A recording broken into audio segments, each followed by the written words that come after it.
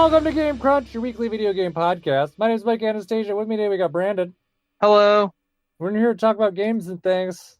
games and things. I don't know. Brandon's been playing everything. I did, and there's still stuff I have to play that I have like installed that I got but I haven't played yet. Yeah, so that's fun. And then I got some old stuff. Not a ton of news today, but maybe we'll touch on something. It was And my birthday over the weekend, so that's why I oh have yeah, so much happy shit. birthday! I forgot. I meant to wish you a happy birthday, but I forgot to wish my aunt's birthday is the day after yours. Oh shit. Yeah, and I forgot to wish her a happy birthday too. So it wasn't Uh-oh. just you. Yeah, no, my week has just been. I don't know what it is, especially when I'm not working. Like my sense of time just goes out the window. But I hope you had a great day. It was great. Okay. Yeah, I had a lot of fun.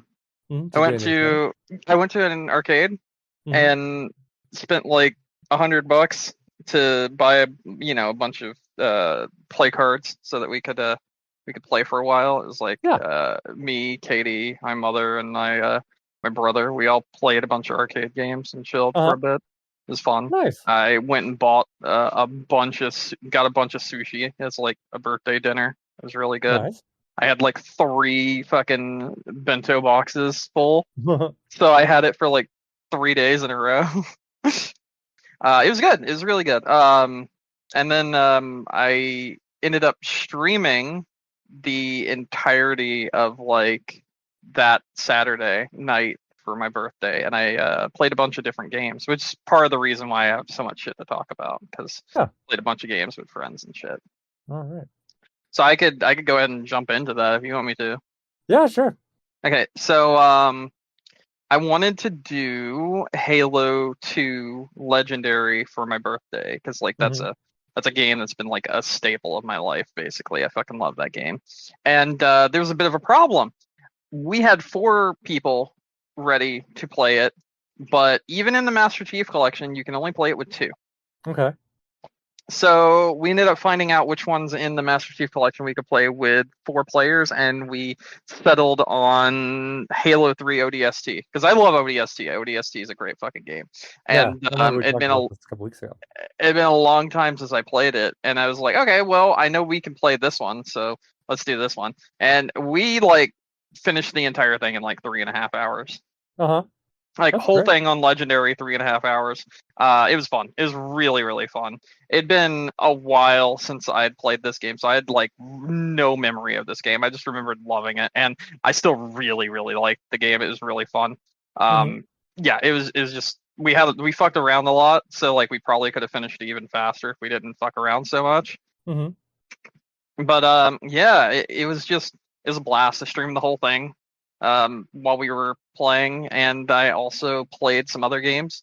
There's a game I love to play all the time called Tower Unite, which is like this social game where like you're inside this big hub and they have like different games you can play. Like they have an arcade there. They have like a monkey ball ripoff that's actually Uh-huh. very, very well made. They have mini golf, and I also had some friends join, and we played mini golf a lot in Tower Unite, which was also an absolute blast. Hmm. So I did that. Um, Apparently, I was given gifts during the stream, but since I was on streamer mode, I didn't receive any of the gifts. Like, it didn't tell me I got anything.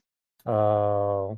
Yeah, so I kind of felt bad about that, but I did end up getting some pretty cool shit. I got a game that's similar to Vampire Survivors called Fish Fear Me.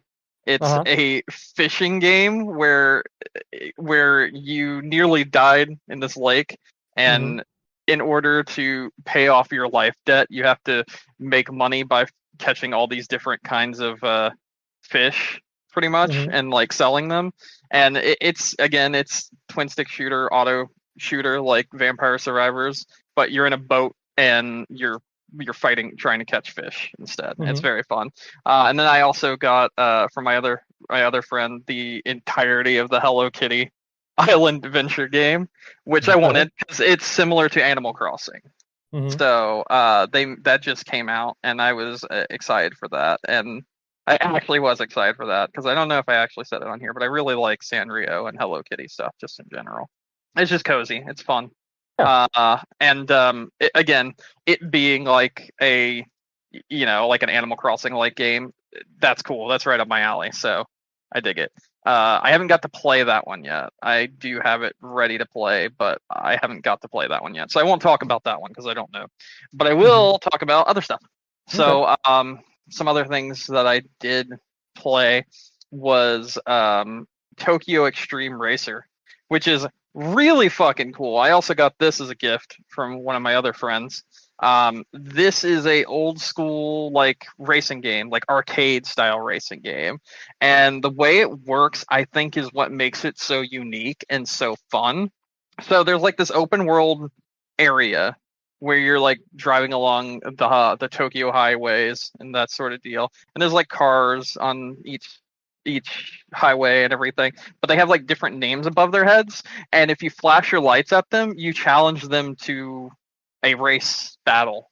Okay. And the way the race battle works is if you pull out far enough in front of them, they start taking damage, and depending on how you've upgraded your car, they take more damage over time, and the further you get pulled out in front of them until their life bar depletes, and then once their life bar depletes, you win the race, essentially. So it's all like very like it's all very open-ended racing, and it's a lot of fun, and there's like different street racing syndicates essentially where you have to hunt down the car that is like belongs to someone that is like a big name guy, and you have to go through like the different like grunts to get to the big name street racer, and you then race them on their turf and everything. It's really fun.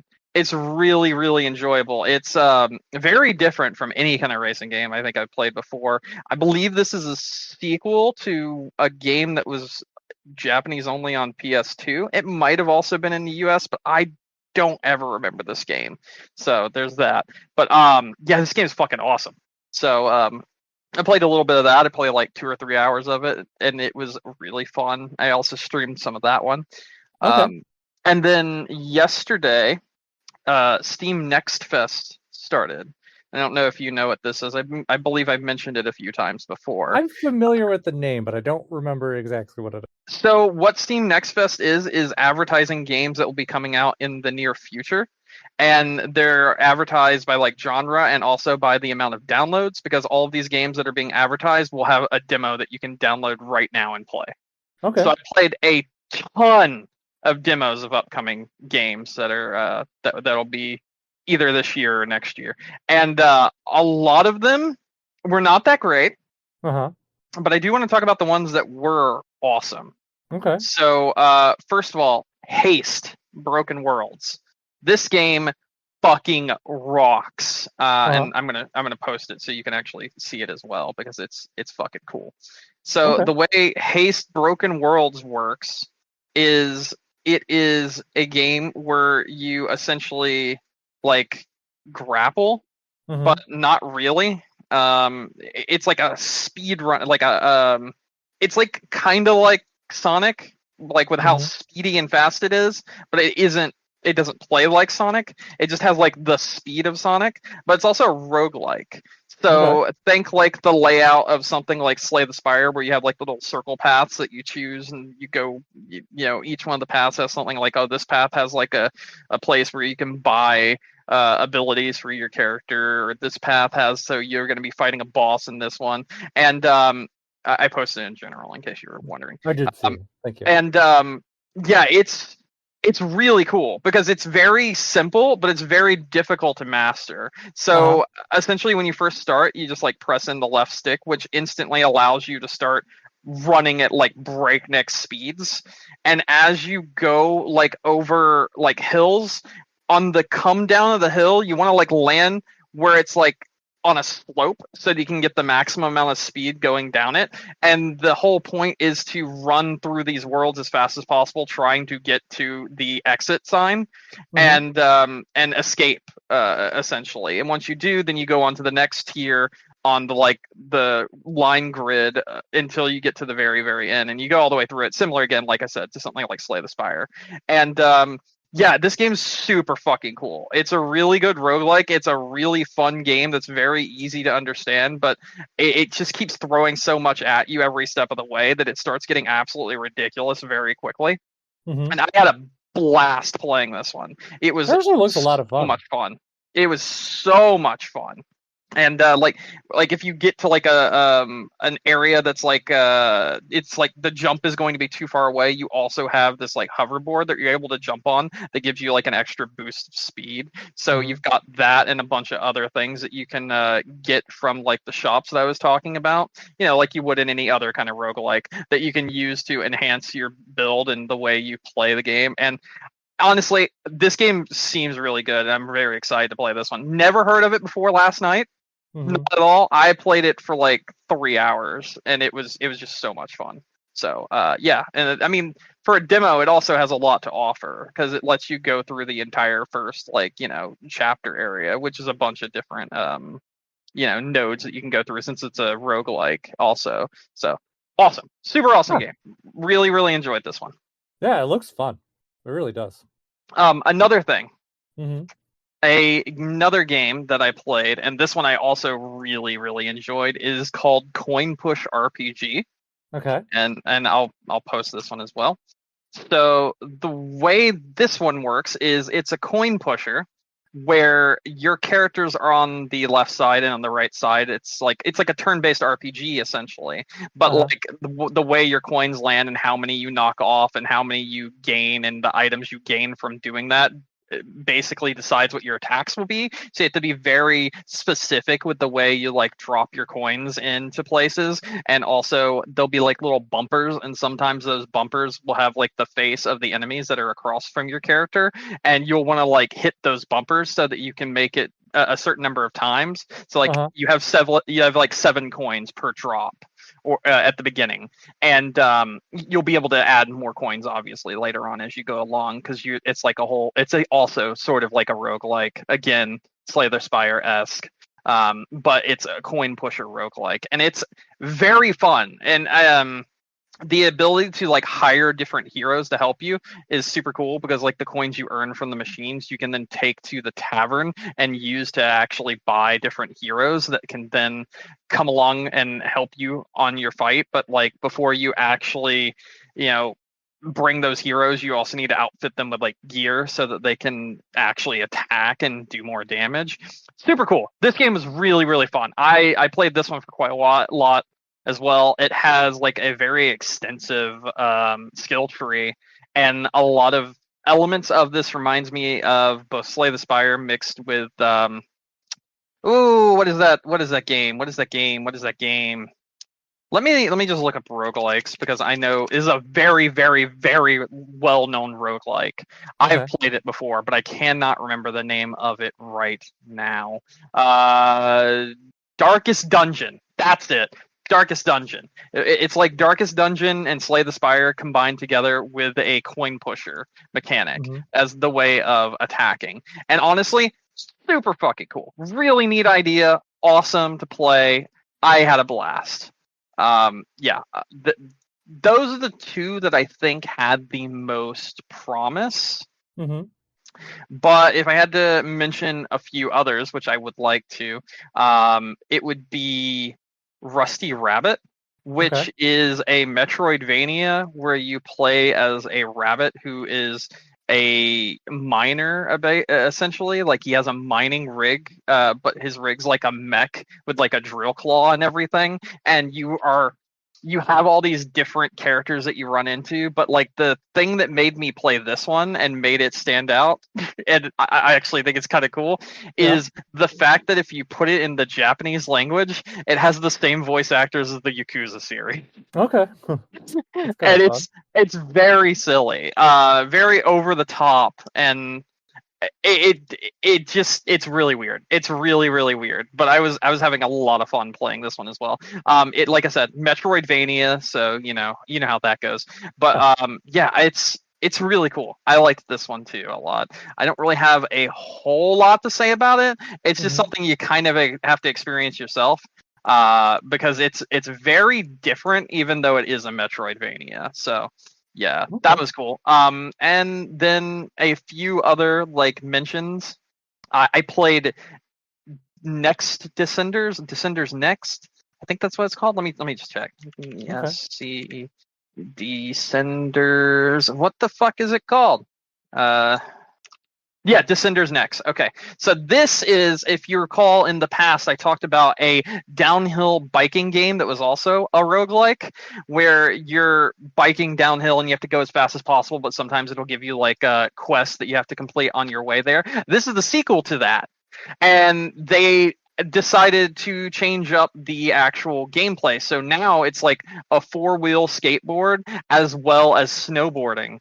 And it is super cool. It is just as good as the original. And the demo was a absolute blast to play. I saw that this was being added to Game Pass. I believe it was announced yesterday. So it'll be something you can try out in Game Pass if you want to play it. Super cool game. I really, really enjoyed this one as well. And yeah, I played a lot of other ones, but they were kind of weird, to be completely Okay. honest. Fair. Everything can't be a winner, so. Yeah, there were some that were just straight up bad, Uh, like not very good at all. Yeah. Uh, but more or less, Steam Next Fest was a ton of fun, and I've still got some installed right now that I'm probably going to stream later tonight, because I keep going through the Steam Next Fest demos and looking and seeing if there's anything else that stands out to me. There's a ton here. Like, there is a absolute ton, and they're all really fucking cool. Like, a lot of them I am very much looking forward to. There was Dino Ramen Express. That game, I do not know what this game was. I could not figure out what this game was. This game was a absolute mind fuck. It was just okay. like a bunch of memes, and it felt like a shit post, but it was like very, very well made. It like brought my computer to its knees with how like crazy the graphics were, but it was like voxel based, but it was like not, and it was very poorly translated, and it was super weird. At the one point I was like, is this just a Bitcoin miner that's stealing stuff from my computer while I'm playing it? I don't know what the fuck it was, but there's a lot of things going on in that one. I'm going to try to tell you about the fever dream that was this game. Mm-hmm. You play as a character who is a human, but all the humans in the world have lost their bodies and instead have become chibi voxels. Okay. But you're one of the ones that is still able to become human again. You following along so far? So far. Okay. And you go back and forth between having like hyper realistic Unreal Engine 5 graphics and like chibi style.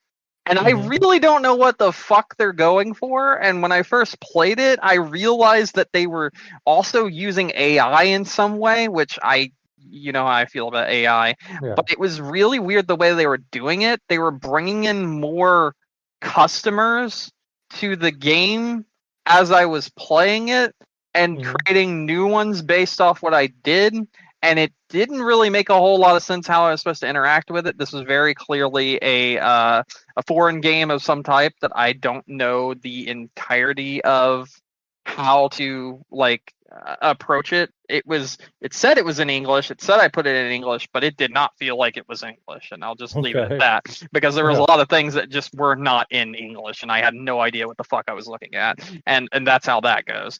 But it has promise, but it is a absolute mindfuck that makes zero sense. So if I could understand what language it's talking in and understand what it wants me to do better, it might be good. But as it sits, it feels like it just feels weird. Like I don't really understand how to explain it. I also played a game called Mulligan Mini Golf. No, not Mulligan Mini Golf, just Mulligan Golf, right? Mulligan. Fuck, what is this called? What is this called? What are you called? Let me just type it in so I can find it on golf. golf. It was called Mulligan's Golf Game, Okay. which was a golf game that felt very quirky because, like, the way it worked was after you took your shot, you would have to then run to where your ball landed. But, like, the actual act of playing golf in it, like the actual like act of doing so was very detailed, but the actual game felt super quirky.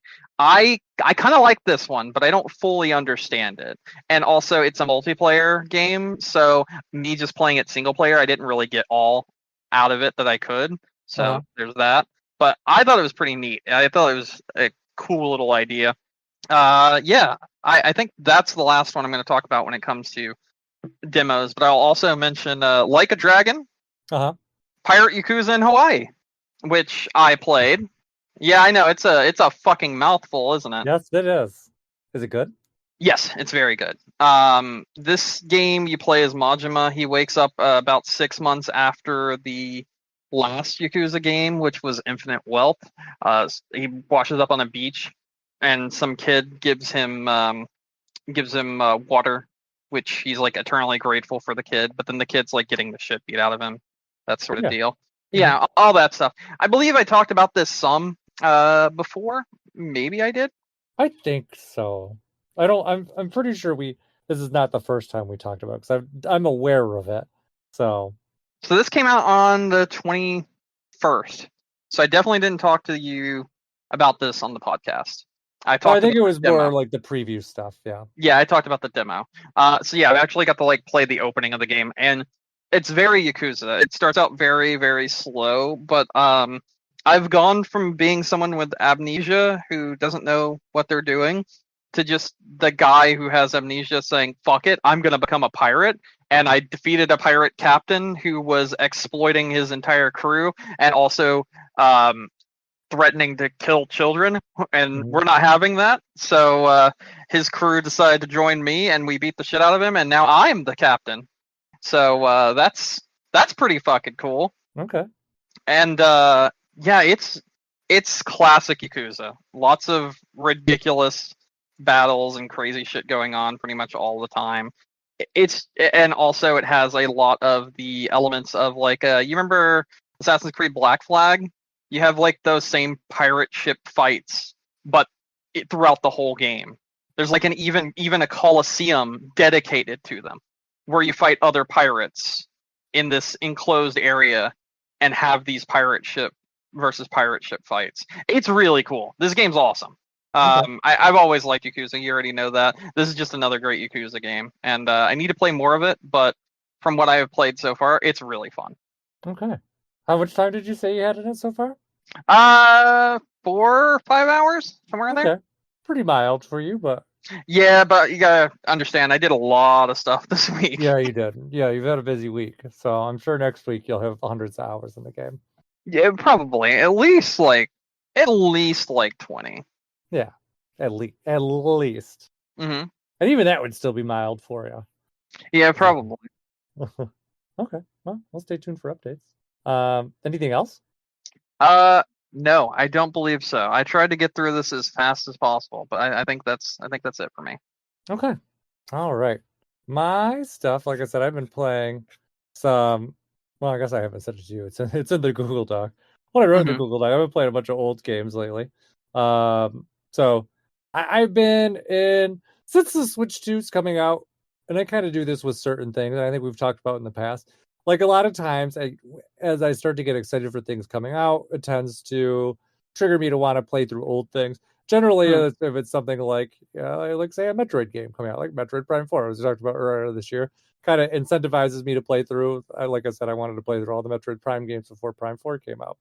But if it's something like a new system or something like Smash Brothers, it kind of entices me to just kind of like play a lot of of my favorite series from this the system. So I've been kind of just floating around Nintendo franchises for the last couple months. Actually, some of the stuff I'm talking about, actually, I think I played last month while we were doing Game of the Year. But so my recent kick in both of these games have to do with motion controls, actually. So first one I went back to Actually, they're both Wii games. I'm playing on Switch. Even more specifically. So I actually went back through. I replayed Mario Galaxy because I was just like, I just want a fun like platformer like Mario game. So I went through and played that. Man, Mario Galaxy is just so much fun. I do It like is. that game a lot. So, and I think even more so too compared to some of the other playthroughs I've had through it. I literally was just like, my goal is just to beat it. I'm not trying to get 120 stars. I'm not trying to do all this other crazy stuff. I'm not trying to go through the Luigi shit. Just beginning to end. Like what can I do to do that? So I did the minimum stars possible. And it's just fun. It's just so nice. I think the motion controls work really well on Mario Galaxy. The way that they kind of tied it, if you're playing with the Joy-Con controls, it does kind of give you pointer controls for the thing. But if you're playing on a controller, it's nice. It kind of just ties it to just the gyro, and you can just kind of use it to kind of move around and collect things that way. Okay. The platforming controls, I think, for Mario Galaxy are just really tight. This, I think, is in terms of the 3D Mario games, this is the first time that it really kind of like, I think, truly finds itself. So I think that it's a nice evolution from like Mario 64 to Mario Sunshine to Galaxy, but Galaxy, I think, like I said, finally just kind of gets that formula right, and it's just gives you a lot to explore, gives you some nice hidden things, controls nicely, has a lot of nice variety, but also doesn't, compared to the two previous games, doesn't lock you into doing a lot of specific things. Like if there's stuff you don't want to do, you could skip it pretty easily. I was clearing stars so fast that like I basically I was able to go to the final area without really even going into like the final. I don't know where it is, the last one, the engineering dome or whatever. Like I really didn't do any levels there. Like I was just already had my star quota before I even got there. So I'm really hoping that we get Mario Galaxy 2 sometime with the next system. I'm hoping that they have some system in place to make some more Wii stuff like a little bit more easy to play with the new system, so they can get that porting over pretty easily. But we'll see what they do. I mean, I could always, like I said, my Wii U is hooked up, and I have Mario Galaxy on the system. So or Mario Galaxy 2 on the system. So if I want to play it, I can always do it that way. But it's just so nice just having everything in one place and just turn it on and be like, there you go. So and I do think that Galaxy looks nice with its like up-res too. Like they didn't do anything like terribly wild. They didn't go through and like redo all the textures, but the game just holds up really well. So that was one game that I went through and played. Second game, very much in line with that, is Skyward Sword, which I have not played since the remake came out Wow. 4 years ago.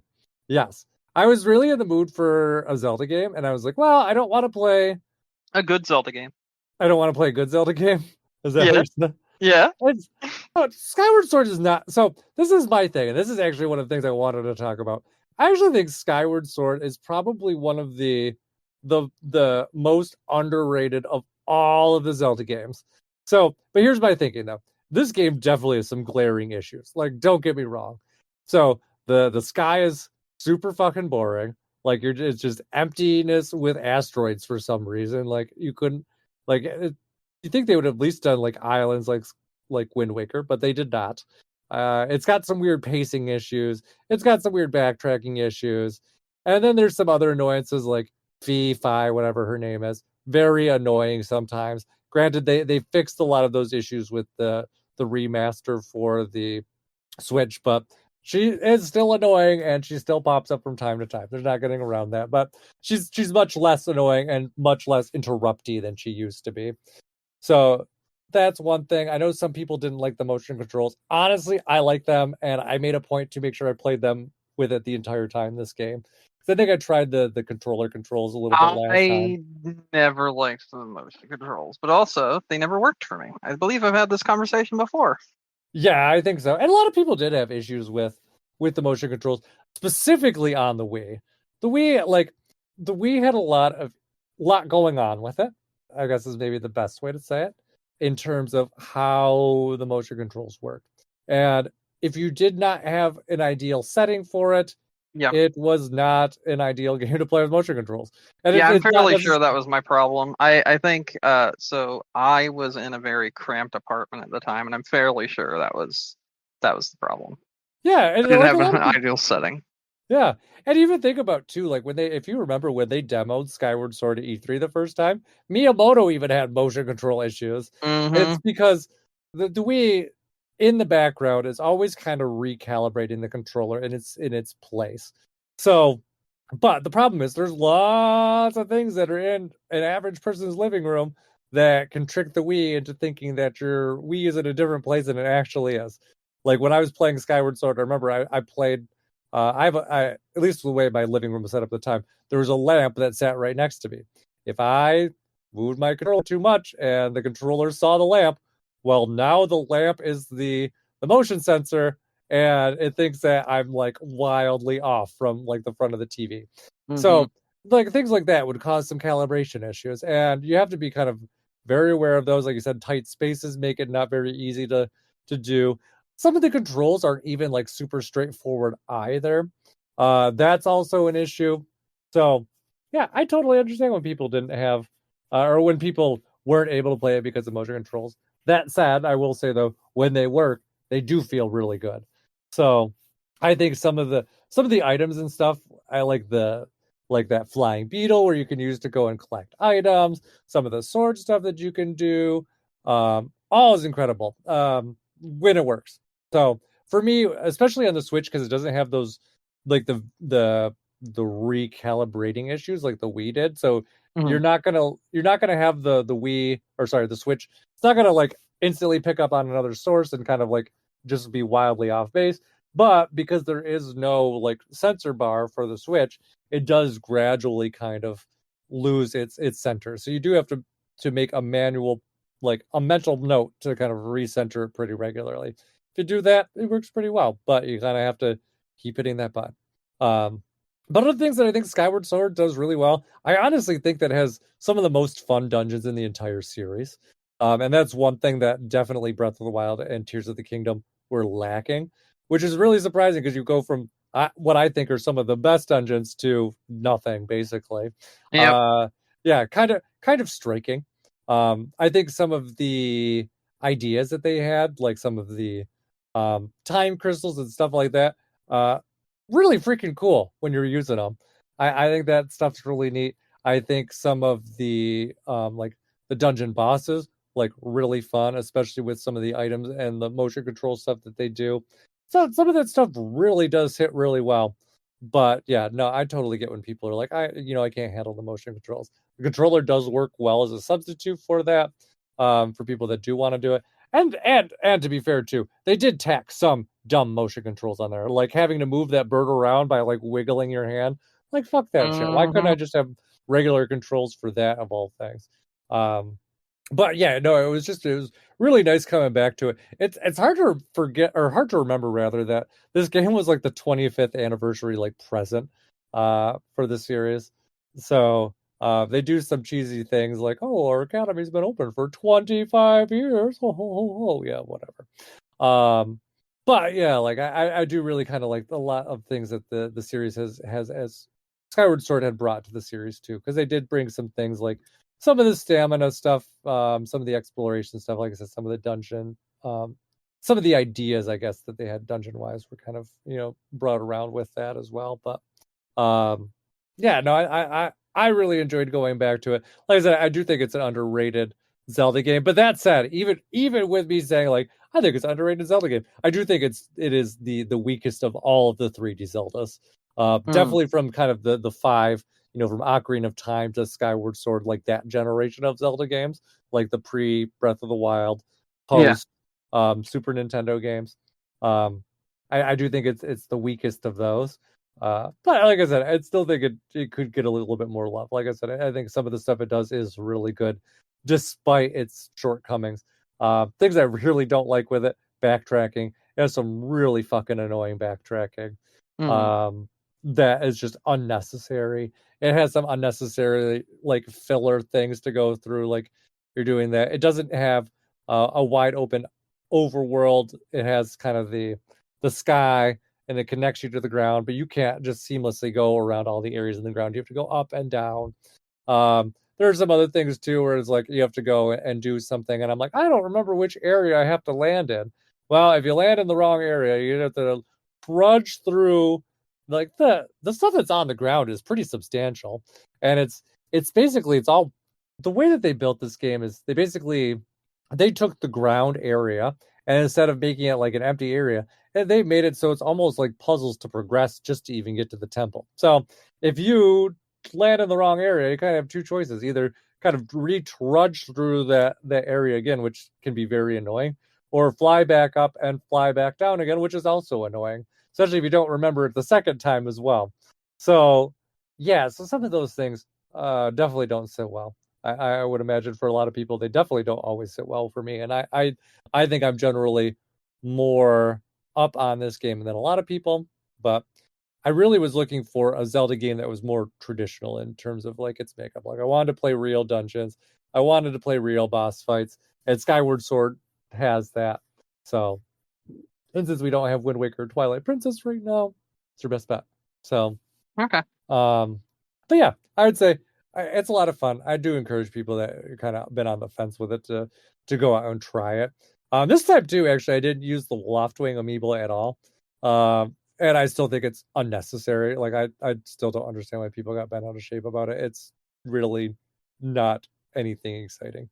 But yeah, that's it. I did start another game, but I'll talk about that next week. So another game in this theme of Nintendo franchises to revisit. So yeah, that will be a topic for next week. But otherwise, yeah, that's really what I've been playing.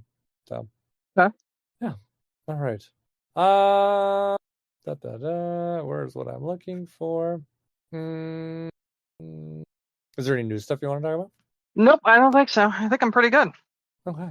Let's see. Are you ready to wrap up? Yeah, I think I'm good with that as well. I'm okay with a short week this week. I think so. Yeah. we had a busy freaking month. Yeah, we have. Yeah. Yeah. So let's just keep it like this. There will be new things to talk about next week. Of course. Mm-hmm. Do we have anything coming out anytime soon? Oh, Monster yeah. Hunter comes out in like 2 days. Yeah, Monster Hunter coming out. That's been getting really good reviews. So that will be. Are you getting that one? I don't know. Like Monster Hunter. Okay. Thinking about it. I'm not sure yet. Yeah, debating. So, and then I know Nintendo. Well, and the Nintendo Pokemon Direct is going to be this week coming up. So we'll have that to talk about. I'm really excited to see what they have to share there because we should expect to see Pokemon Legends. I feel like, as well as there's rumored to be something that was in that big Pokemon Lake. I don't remember what it was called or what it was codenamed. They are expecting that to make an appearance during this upcoming Direct as well. So this has potential to be a decent year for Pokemon, but I expect the big show to actually be next year because next year is the 30th anniversary of Pokemon, if you can believe that. That's wild. Yeah, yes, it is. Yes, it is. I don't even remember being that young when Pokemon came out, to be honest. But I mean, it was right. I was definitely in I think elementary school, early middle school when it came out. So yeah, yeah. So that should be really exciting. We'll have that to talk about next week, and yeah. Anyways, that's all. Graphics cards are so broken right now. Like the market is so broken that my graphics card that's in my computer right now, I could sell and buy a completely new computer for the price that I would get from it. That's pretty impressive. It's actually insane. Because I found a computer for $699. My graphics card alone right now sells for $900. That's awesome.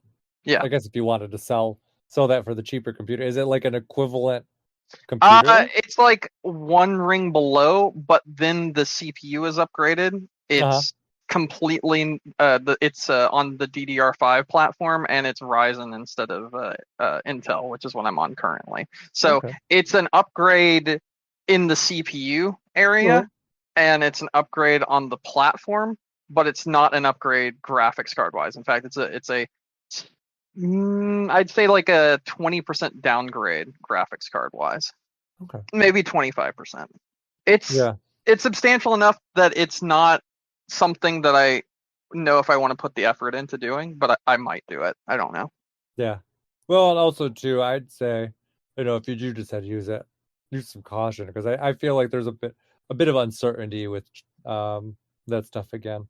Definitely don't want to end up in a position where you sell it and then it's like you can't find a reasonable replacement. So, yeah.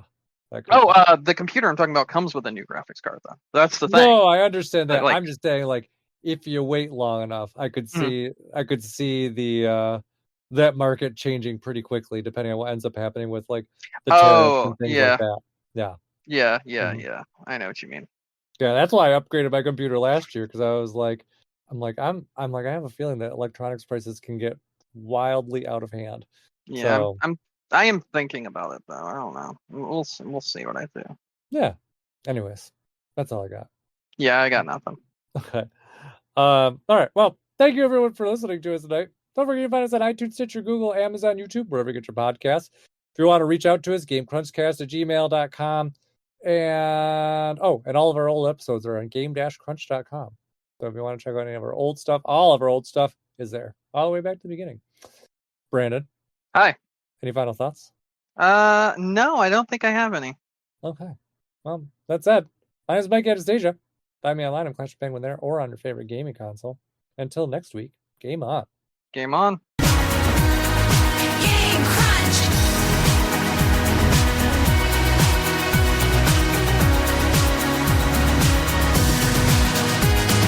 Mike and Brandon step inside. Baby, where pixels come to life. Press start, adventures on your mind. Baby, game on tonight. Side quest, gotta catch that star, right? Level up, the challenge is high, baby. Jones in for the prize.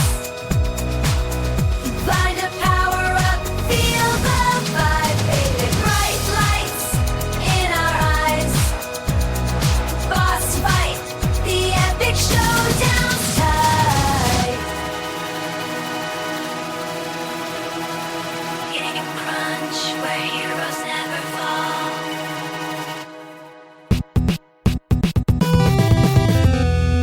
Is there any news this week, though? I don't think anything big. I don't know. I haven't been looking. Well, there's a Pokemon Direct, but we don't really have anything to say about it because it's not happened yet. I know they No, is it tomorrow? Thursday. Thursday. Okay. Oh, Warner Brothers closed Monolith. Oh yeah, I saw that. Rip. Mm-hmm. Fable's delayed till 2026. All right. The Silent Hill 2 remake team's working on a new Konami IP. New IP. Huh. Okay. Well, hold on. Maybe I think the wording says working on a new game based on a Konami IP. So it could still be Silent Hill, but it's something new. I see. Mm-hmm. The PS5 sales have fallen behind the PS4 Pro sales? What? No, PS5 Pro sales have fallen behind PS4 okay. Pro sales. Yeah. Well, Yeah, I that's think expected. Yep. Yeah. No, nobody expected. Not a single person saw this coming.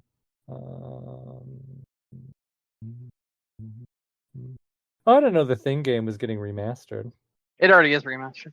Oh, it's getting a physical release. Ah, yeah. I was gonna say it's already on Steam. I saw it the other day. It was on sale, and I was like, do I? And then I didn't. I feel like I heard that game was actually decent though. It is very good. I know that one for a fact is good. Yeah, I almost bought the movie the other day. Oh, such a good movie. I love that movie. I know it is a good movie. I always look and see what movies are on sale these days, like digitally, because I'm really fucking sick of things jumping from streaming service to streaming service to streaming service to streaming service. So if I see something that I really like for really cheap, I'm like, yeah, I'll fucking do it for $5. Like I said, fuck that shit. Yeah, it's fucking. It's actually just more convenient now to pirate than it is to fucking try to actually be a paying customer. Well, that's why I've started going back to just purchasing things that I really like. So, and you can get that's understandable as well. But you can get, like, really though, you can get, if you're patient, as long as you're not like, I really want to watch X movie today.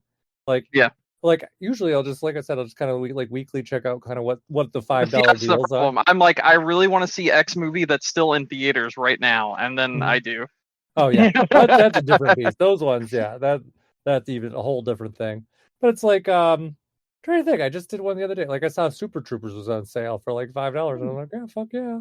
That's a good movie. Yeah, I haven't watched it in a long time. So there's that. And I have a couple other things that are on my wish list. Or sometimes like what was it? Like the whole series of House was on sale for like $20. I was like, That's sick. yeah. I'm like, that's hundreds of episodes. Fuck yeah, I'll do that. And sometimes you'll get movie collections like that too. So sometimes I'll do that where it's like a stupid amount of movies for like $20. I'm like, yeah, I'll do that too. Yeah, it's nuts. Yeah, and then they're just in my library, and it's nice, and at least that way when I'm like, I'm in the mood to watch this, I don't have to like look around and try to find where it is. So, but I don't know. I guess I'm ready whenever you are. Yeah, I'm good. We can go. All right.